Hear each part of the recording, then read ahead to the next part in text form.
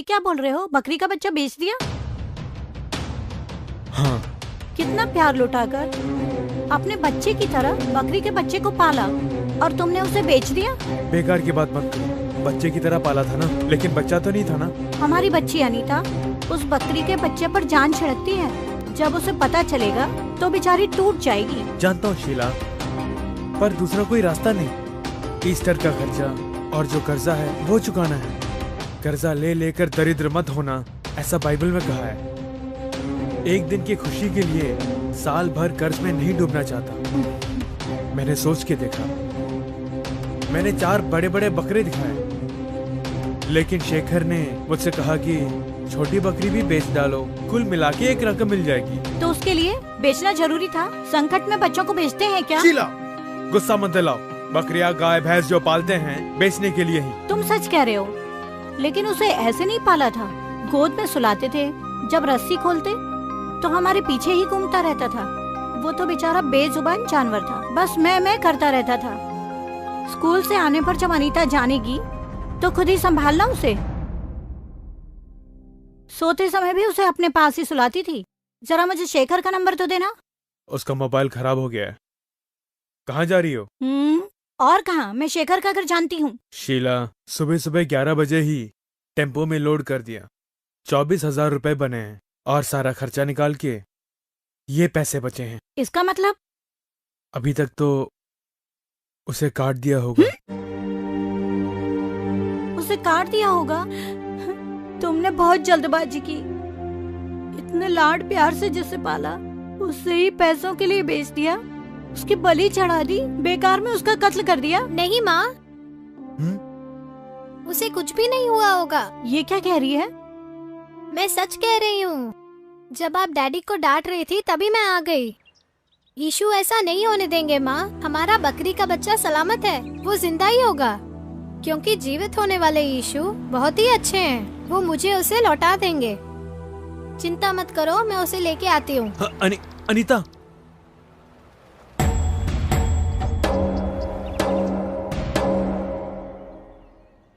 Shekhar uncle. हे अनीता, कैसी हो? आओ आओ आओ। ये देखो, चॉकलेट है, चक्री है, बिस्किट है, वहाँ भी एक बिस्किट है, कोल्ड ड्रिंक्स है। तुझे क्या चाहिए बोल? मेरा बकरी का बच्चा चाहिए। बकरी का बच्चा?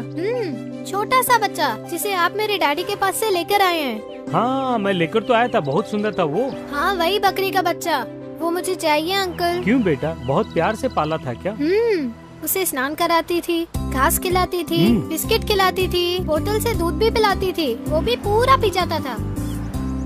मैं भी उल्लू का पट्टा हूँ, बस पैसों के पीछे ही भागता हूँ। बेटी अनीता, उस बकरी के बच्चे को अभी तक काट भी दिया होगा। नहीं अंकल, मेरे यीशु पिता उसे कटने नहीं देंगे। लेकिन वो अब है कहाँ? नहीं जानता बेटी, उस रमेश की गाड़ी में लोड किया था। किस कसाई को दिया होगा कुछ पता नहीं है। एक काम करते हैं, चलो मेरे साथ। रमेश, अच्छी तरह से सोच के जवाब दे यार। मियाँ के दुकान पर ही उतारा। अरे हाँ भाई, उस बकरी के बच्चे को बहुत प्यार से पाला है। तू झूठ मत बोल। अरे मैं सच कह रहा हूँ, वहीं छोड़ा था। मुझे बैंक में कुछ पैसे जमा कराने हैं, मैं वहीं जा रहा हूँ। तू एक काम कर, इसे मियाँ के दुकान पर छोड़ देना। उसी तरफ तो मुझे जाना है, मैं इसे वहीं छोड़ दूंगा। चलो अच्छी बात है, वहाँ तुम्हारी बकरी मिल जाएगी। मुझे थोड़ा काम है, तुम रमेश के साथ जाओ। ठीक है? ठीक है अंकल। अच्छा, मैं चलता हूँ। चलो बच्चे।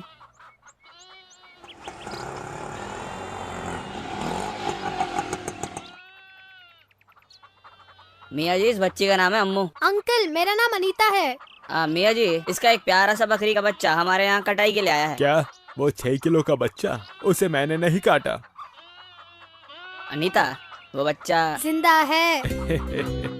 मियाँ जी, वो बच्चा है कहाँ? हमारे पास हमेशा बल्क ऑर्डर आता है, कभी 35 किलो और कभी 40 किलो, और इसीलिए बकरे भी बड़े बड़े ही आते हैं। वो मानिक लाल है ना, जिसकी दुकान बस अड्डे के पास है? हाँ वही। उसकी कोई औलाद नहीं और हमेशा परेशान ही रहता है, वही मानिक लाल। बकरी का बच्चा चाहिए, मुझसे कहा था, मैंने भेज दिया। अनीता, ये जो दुकान बोल रहे हैं। अंकल, वो मैं जानती हूँ। अब तुम अपना काम देखो, बकरी के बच्चे को मैं जाके ढूंढूंगी। क्या बात है बच्ची, मटन चाहिए क्या? बकरी का बच्चा चाहिए। बकरी का बच्चा? आपका नाम मानिक अंकल ही है ना? मानिक अंकल नहीं बेटा, मेरा नाम सिर्फ मानिक लाल है। अंकल, हाँ, मियाँ जी की दुकान से मंगाया था ना? हाँ। बकरी का बच्चा। उसे मैंने ही पाला पोसा। ओहो, तो वो, लेकिन उसे तो बहुत पहले ही काट दिया। यीशु पिता, हैं? नहीं नहीं, उसे तुमने बिल्कुल नहीं काटा होगा। मेरा बकरी का बच्चा जिंदा है। यीशु पिता, मुझे तुम्हारे ऊपर विश्वास है। कुछ भी करके बकरी का बच्चा मुझे लौटा दो पिता। सुनो बेटा, अरे सुनो, अरे सुनो, अंकल, तुमने उस बच्चे को बड़े प्यार से पाला था। अगर पता होता तो मैं उसे नहीं काटता। नहीं नहीं अंकल, तुमने उसे नहीं काटा होगा क्योंकि मेरा बकरी का बच्चा जिंदा है। यीशु पिता, मेरा बकरी का बच्चा लौटा दो पिता। बेटा सुनो, ये क्या तुम बार बार यीशु पिता बोल रही हो? अच्छा एक बात बताओ, जो बकरी का बच्चा मर गया वो जिंदा कैसे होगा? जिस मनुष्य की मृत्यु हुई थी, जब उसे ही जीवित कर दिया तो? किसने? यीशु पिता ने? लेकिन उस बच्चे को तो काट दिया है ना? नहीं नहीं अंकल, मेरा बकरी का बच्चा जिंदा है। लगता है कि तू बेकार में मुझे पागल बना रही है। मैंने तो कहा ना उस बच्चे को काट दिया है। तुमने नहीं काटा है और ना ही तुम उसे काट सकते हो। मैं तुझे अद्भुत काम दिखाऊंगा, ऐसा यीशु पिता ने मुझे वचन दिया है। मेरा बकरी का बच्चा जरूर मिलेगा। यीशु पिता के ऊपर तुम्हें इतना विश्वास है? हाँ बहुत है। ज्ञान मांगती हूँ तो ज्ञान देते हैं। चंगाई मांगो चंगाई देते हैं। साइकिल मांगी थी, वो भी दे दी। अंकल, जब एग्जाम हो रहे थे तो मेरा स्केल टूट गया था। प्रार्थना करके मांगा, नया स्केल मिल गया। चलो मानता हूँ, अगर औलाद मांगेंगे तो मिलेगी क्या? अंकल, तुम खुद एक छोटी बच्ची हो। अब तुमसे ये बात कहना ठीक है या नहीं पता नहीं। तुम्हारे इस अंकल की शादी हुए 11 साल हो गए। हमारे घर के अंदर सारी सुविधाएं हैं, लेकिन तुम्हारे जैसे बात करने वाली हमारी कोई औलाद नहीं है। तो बस इतना ही ना? यीशु पिता से मांगो ना, देखना तुरंत दे देंगे। तुम कहीं मेरा मजाक तो नहीं उड़ा रही हो ना? अंकल, वो इसलिए क्योंकि तुमने कहा है कि वो मांगने पर दे देंगे, जबकि मैंने कोई इलाज नहीं छोड़ा है, बल्कि एक से एक डॉक्टर को ले जाकर दिखाया है। न जाने मैं कितने मंदिरों में गया, सब बेकार हो गया। अंकल, तुम हाथ घुमाकर अपनी नाक पकड़ रहे हो। क्या मतलब? सिंपल सा एक आइडिया बताती हूँ, स्ट्रॉन्गली वर्कआउट होगा, एकदम से काम करेगा। पूरे विश्वास के साथ यीशु पिता से प्रार्थना करके मांगो। देखना अगले साल तुम्हारे यहाँ छोटा बच्चा होगा। अरे बेटा, तुम्हारी बातें सुन सुनकर मेरी भी उम्मीद बढ़ रही है। ये बताओ, तुम्हारे यीशु पिता में इतना सामर्थ है क्या? हाँ अंकल, मटन खाने से क्या मिलता है? पोषण। और सूप पीने से ताकत मिलती है। ठीक वैसे ही प्रार्थना से सब मिलता है। बेटा, इस अंकल को बताओगी कि प्रार्थना कैसे की जाती है? खड़े हो जाओ। लो, खड़ा हो गया। अब हाथ जोड़ो। लो, जोड़ लिए। आंखें बंद करो। बंद कर ली। अब विश्वास रखो। हाँ, रख लिया। गुड। अब मैं प्रार्थना करूंगी, तुम बस स्तुति हो स्तुति हो स्तुति हो बोलते रहना। स्तुति हो। गुड। विश्वास के साथ जोर से, बिना किसी झिझक के बोलना। ठीक है बेटी, स्तुति हो। अपना लहू बहाकर स्तुति हो। कांटों का मुकुट पहना। स्तुति हो। प्राणों की बलि दी। स्तुति हो। पुनः जीवित हुए स्तुति हो। और हमारा उद्धार किया। स्तुति हो। यीशु पिता, स्तुति हो। तुम अपनी संतान को देखो। स्तुति हो। उनकी पत्नी को संतान सुख प्रदान करो। स्तुति हो। बिना संतान के जी रहे हैं, तुम अपनी बेटी के आंसू पोंछो। स्तुति बोलने के लिए बोला है, तुम भी बोलो बोलो बोलो। स्तुति हो। तुम्हारे नाम की महिमा हो, अपना सामर्थ्य दिखाओ, अंकल को आशीर्वाद दो। स्तुति हो। आंटी के ऊपर कृपा करो। स्तुति हो। पवित्र आत्मा का इन्हें आशीर्वाद मिले। क्यों बेटा, बस इतना ही ना?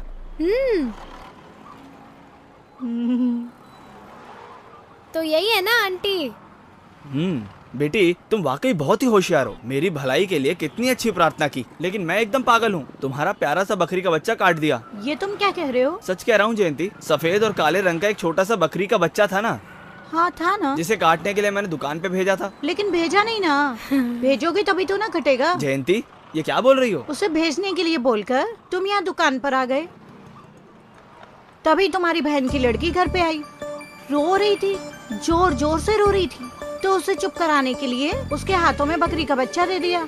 रोना बंद हो गया और उसके साथ खेलने लगी, और अब कहीं जाकर वो सोई है, और बकरी के बच्चे को बांधकर मैं सीधी यहाँ आ रही हूँ। बेटा। यीशु पिता। हाँ हाँ, वो है, मैं विश्वास करता हूँ। जयंती, इस बच्चे ने कहा था, मुझसे कहा था कि मेरा बकरी का बच्चा जिंदा है और देख लिया। अंकल, यीशु पिता आज भी जीवित है। वो कोई मरे हुए ईश्वर नहीं है, जीवित परमेश्वर है। और संसार में सभी लोगों के लिए वो चमत्कार आज भी करते आ रहे हैं। अब तो विश्वास रखते हैं ना? मैं विश्वास रखता हूँ। बेटी, तुम्हारे लिए 1 मिनट रुको। अरे नवीन। हाँ बोलो भैया। तुम एक काम करो, उस बकरी के बच्चे को लेकर आओ। जाओ, अभी आता हूँ। हेलो मैडम, बोलिए ना। हाँ हाँ बोलिए ना। डॉक्टर कल्पना है। ओह, हाँ हाँ ठीक है मैडम, ये बात है। Thanks madam. हाँ मैं जरूर आऊंगी। कल यूरिन टेस्ट के लिए मैं क्लिनिक गई थी ना, उसका पॉजिटिव रिजल्ट आया है। उसका मतलब? यही कि मैं पेट से हूँ। जयंती, तुम सच कह रही हो? बेटी, ये चमत्कार हो गया बेटी। हाँ सच में। यीशु पिता, बेटी जैसा तुमने कहा वैसा ही हो गया। जयंती, इस बच्ची ने मुझसे कहा था, हमने प्रार्थना की और चमत्कार हो गया। मैं विश्वास करता हूँ, मन से विश्वास करता हूँ। ये लो भैया। बेटी लो, ये लो, ये मेरी ओर से तुम्हारे लिए छोटा सा, नहीं नहीं बहुत बड़ा तोहफा। लो संभालो अपनी अमानत। आ जाओ बेबी। मेरी प्यारी बेबी।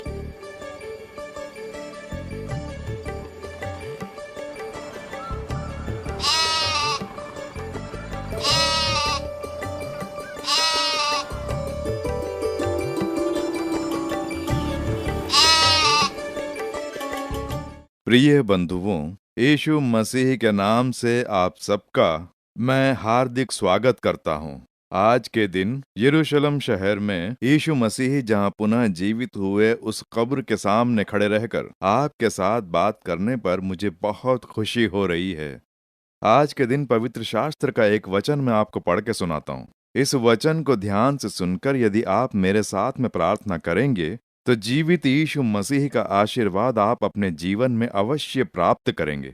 पवित्र शास्त्र में प्रकाशित वाक्य 1 अध्याय 18वें वचन में प्रभु कह रहे हैं, मैं मर गया था और अब देख मैं युगानुयुग जीवता हूँ।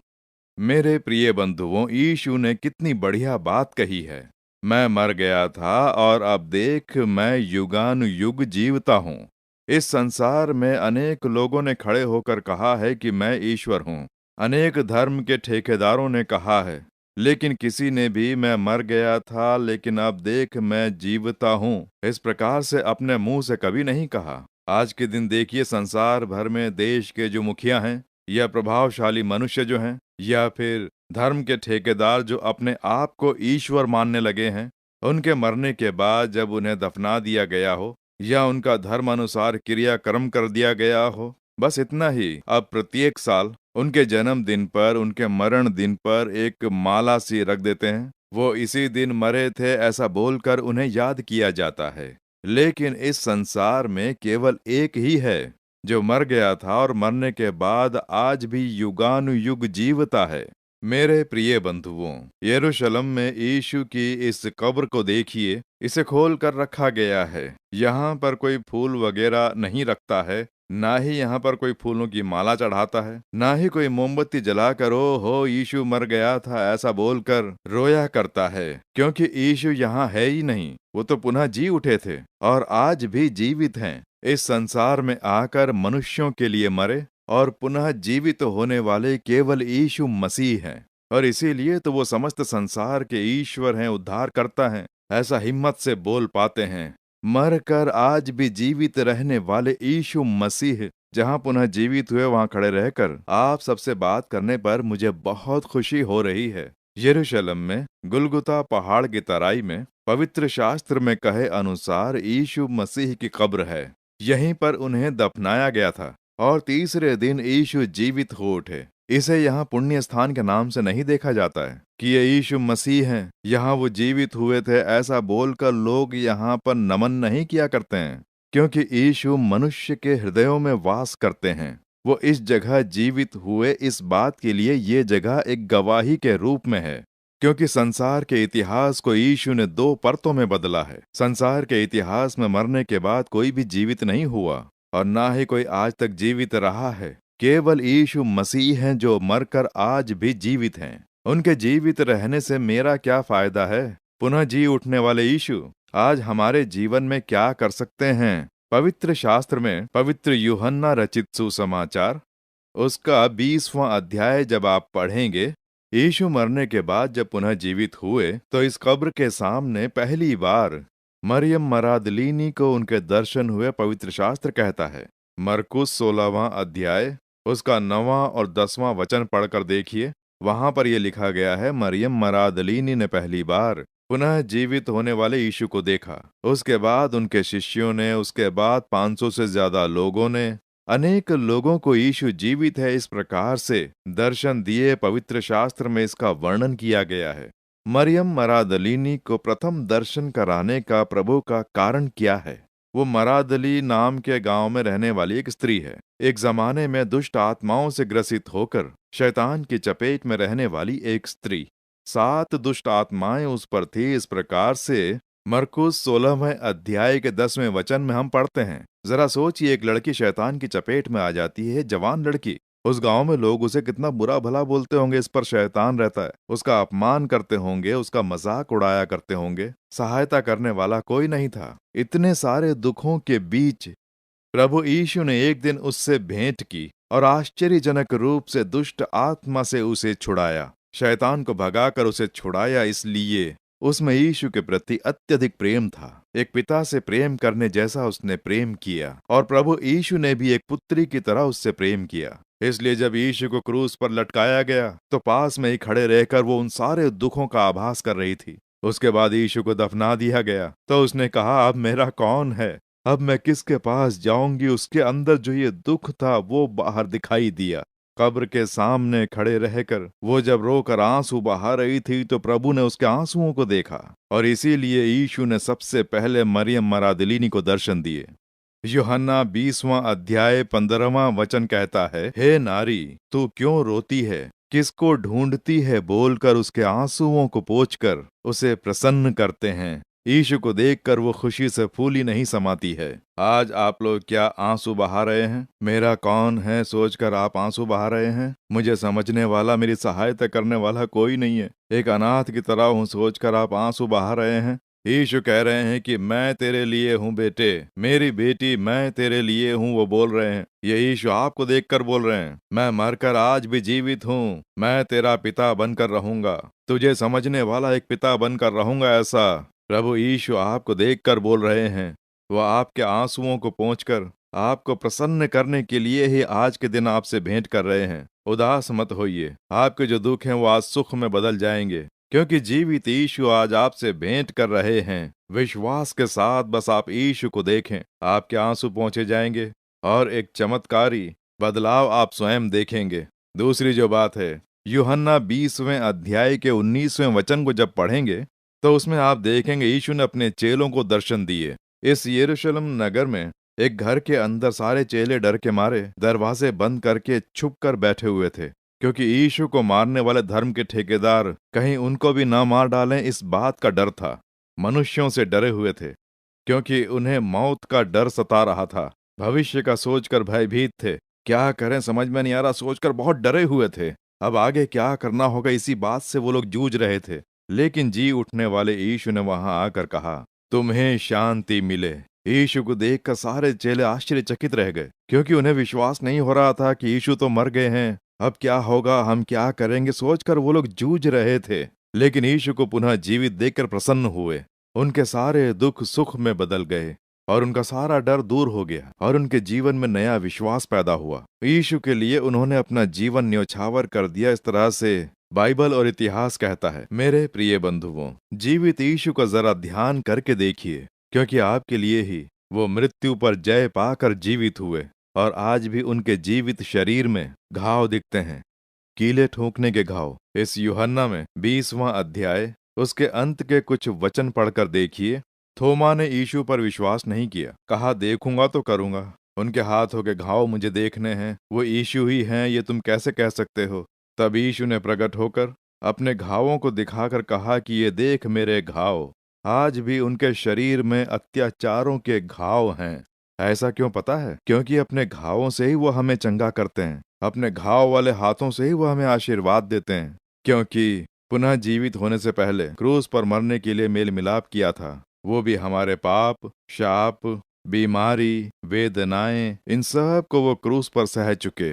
हमारे लिए, हमारे छुटकारे के लिए अपने पूरे शरीर पर घाव सहने के लिए मेल मिलाप किया, और इसीलिए आज भी वो घाव उनके शरीर में देखे जाते हैं। उन हाथों के घाव से ही वो चमत्कार करके आशीष देते हैं। मेरे प्रिय बंधुओं, प्रभु यीशु मसीह के हाथों में कीले ठोकने के जो घाव हैं, आज वो आपको स्पर्श करेंगे, आपको एक छुटकारा, चंगाई, प्रसन्नता, ये सब प्रभु अवश्य देने वाले हैं। मेरे साथ आप भी विश्वास करेंगे ना? मेरे साथ मिलकर विश्वास से प्रार्थना करेंगे। हे यीशु, पुनः जी उठने वाले यीशु, अपने हाथों से मुझे स्पर्श करो, मेरे लिए चमत्कार करो, छुटकारा दिलाओ, मेरे आंसुओं को पोंछो। इस तरह से मेरे साथ यदि प्रार्थना करेंगे तो अवश्य आज आप चमत्कार पाएंगे। अब हम प्रार्थना करें, मेरे साथ में प्रार्थना करेंगे ना? हम प्रार्थना करें। परम पिता, तुम्हारे ये वचन सुनकर मेरे साथ प्रार्थना करने वाले इस भाई के लिए, इस बहन के लिए, इस परिवार के लिए मैं प्रार्थना कर रहा हूँ। इन लोगों के लिए तुम क्रूस पर मरे और पूरे शरीर पर अत्याचार और घाव सहे, उसका ध्यान कराओ।